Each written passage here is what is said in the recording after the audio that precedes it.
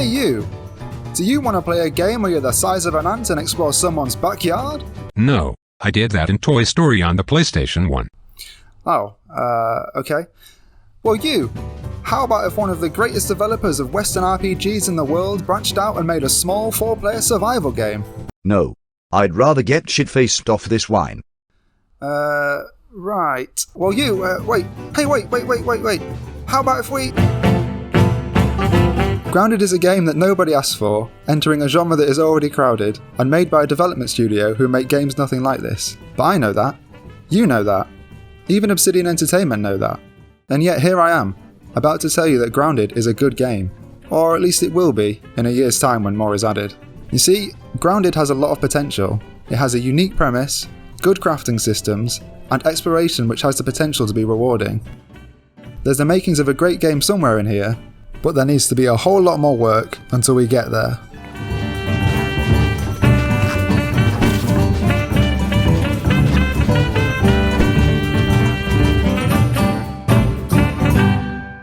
I started Grounded on my Xbox One and selected Max from the 4 playable characters.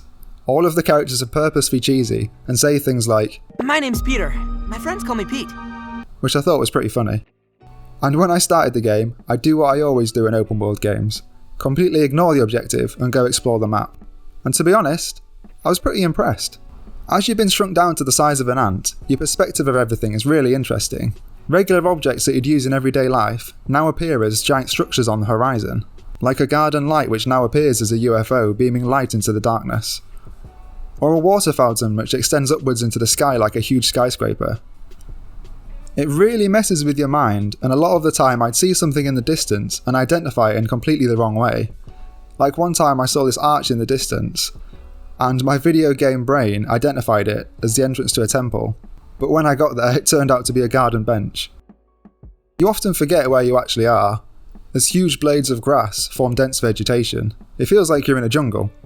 I was immersed in this jungle, until I looked up and saw the house in the background, and actually realised I was in someone's back garden. Obsidian also remind you of this by filling the map with landmarks, or should I say, human items that people have dropped in the garden. Early on I loved seeing these landmarks from this shrunken perspective, and because they each have unique branding too. Like this juice drink, Raspberry Crime, which has a raspberry wearing a balaclava on it. I found that really funny, and I'm glad that Obsidian's absurd sense of humour has made it into Grounded. So I'd been exploring for about an hour, and I'd reached the edge of the map and was greeted with some work in progress tape. I was actually quite surprised at just how small the map is, and how little environmental variety there was. Most areas are just grass, dry grass, a tree, or open areas with water. I know that it's hard to create environmental variety given the back garden premise, but I still think more needs to be done here. More plant variety, more insect variety, or even environmental storytelling would be great. It did feel like the early access label showed here. When I'd finished exploring, I decided to head back to the story objective and start the main quest. I did find it quite hard to navigate on the way back though, as there's no compass on your HUD. I constantly found myself opening my map just to check I was going in the right direction. I think more needs to be added here to make the whole process a bit more streamlined. But when I did start the story, again I was pretty impressed. I went into this burrow to clear out termites, which was like a mini dungeon of sorts, and then into this underground lab, which at the risk of sounding obvious, reminded me of the vaults from Fallout. Unfortunately though, that's it. The story finishes after like 30 minutes. You meet this charismatic robot called Burgle, who used to work in a burger restaurant, and he makes references to flipping burgers all the time. It's really funny. Does it require cooking, flipping, or grilling? And then the story's over. The game opens up and you can do whatever you want. But unfortunately, there's not that much to do. Once you've completed the story, the game opens up and your main objective is to get stronger and build a base. There are daily quests from Burgle, but they're so basic they won't keep you entertained. But it is worth doing them because you get a unique currency called Raw Science, which is used to unlock more base building options from Burgle. So basically in Grounded, you gather materials, kill insects for parts, and then craft it all together to survive. A lot of the time you have to create your own objectives and goals to work towards, as there's not that much to do. Some people who like the freedom sandbox games create will enjoy this, but I personally prefer having one overarching objective to keep me ticking over. It is of course fine to have your own goals and objectives, but not when it's the only thing to do.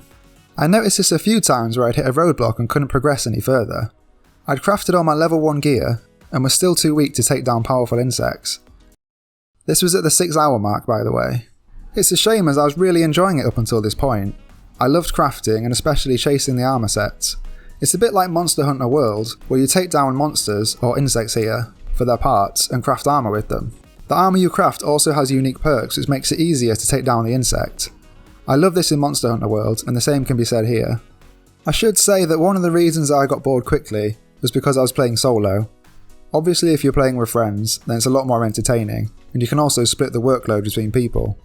Playing solo, it takes a long time to build up your base.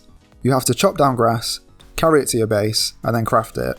Because so much work goes into crafting a base, it is really annoying when a swarm of bugs attacks. I found playing solo it was almost impossible to stop them doing significant damage. This led to a few moments when I was completely demoralised when they attacked my base and destroyed my storage chest.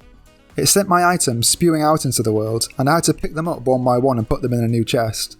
Again, I think this whole process can be streamlined. Other times my base was straight up broken, as insects phased through the walls. I came home one night and found I had an uninvited family of ants over for dinner. They wouldn't leave either. Quite rude actually. Of course, this is expected as the game's in early access. But there are other areas of the game which I'm seriously worried about. The combat in particular is extremely clunky. It's exactly the same combat system as The Outer Worlds, and even Fallout New Vegas for that matter, which came out 10 years ago. Obsidian have tried to add complexity, as you can time your block perfectly and stun an enemy, but as it feels so clunky, it just doesn't feel good. In The Outer Worlds and Fallout New Vegas, this combat system is acceptable, as the focus is on the RPG mechanics and the narrative, but here, combat is a core design pillar of the game. It makes me really worried for Avowed, as progress in this area has been minimal over the last 10 years. If the combat is as clunky as this, I honestly can't see me playing it for that long.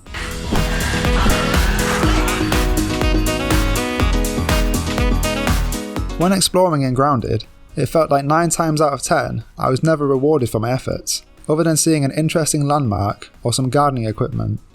I hate to draw this comparison, but it reminds me of the early days of Fallout 76, where the reward there was also just an interesting landmark and nothing else. Like one time I found this empty can, jumped inside and there was nothing there. Admittedly, unlike in Fallout 76, the location was strong enough to be a reward. Like one time I had to climb up this bush to knock a berry off so I could scavenge it. Not only did it turn Grounded into a 3D platformer, but there was a patrolling spider up there, which created a mini stealth mission. But while I was exploring, there was nothing up there apart from some raw science. Something as simple as a unique weapon, unique armour or rare crafting materials would have been great. And Obsidian are aware of this, as some areas do have rewards in them. There's this ant nest you can explore, and if you fight your way past some soldier ants, you'll find some unique bee armour and a tape. The tape can be traded into Burgle to unlock more items in his shop. These types of rewards are great, but they are far too rare and Grounded currently. Like most elements, the foundations are there, they just need to be built upon.